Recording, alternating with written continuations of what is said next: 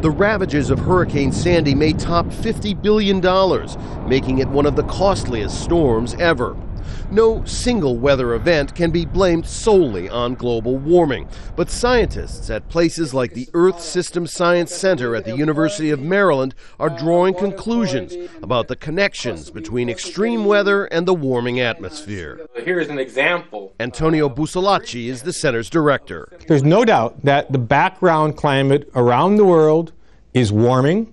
On top of that warming trend, we're going to have extreme events, and the two are actually conflated together. Busolacci says there's no way to slap a price tag on climate change. This summer, a record-breaking drought ravaged the Midwest, destroying crops and boosting food prices. It's estimated that about half of our growth in GDP this past year, half of it is going to be lost from the drought. Stunning as they are, those costs pale in comparison with the havoc rising sea levels could wreak on U.S. cities in the future.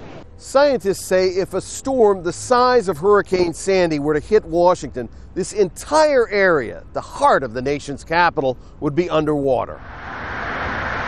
And yet, efforts to enact a national climate policy remain stagnant. In President Barack Obama's first term, efforts to set a cap on carbon emissions and require companies to pay for emissions over their allowed limit failed to get through Congress. The administration has cut emissions with higher energy efficiency standards for vehicles and appliances. But in his first post-re-election press conference, Obama said more progress won't be easy. There's no doubt that for us to take on climate change in a serious way would involve making some tough political choices. If the message is somehow we're going to ignore jobs and growth simply to address climate change, I don't think anybody's going to go for that. The science, economics, and politics of global warming are complicated, but one conclusion is simple.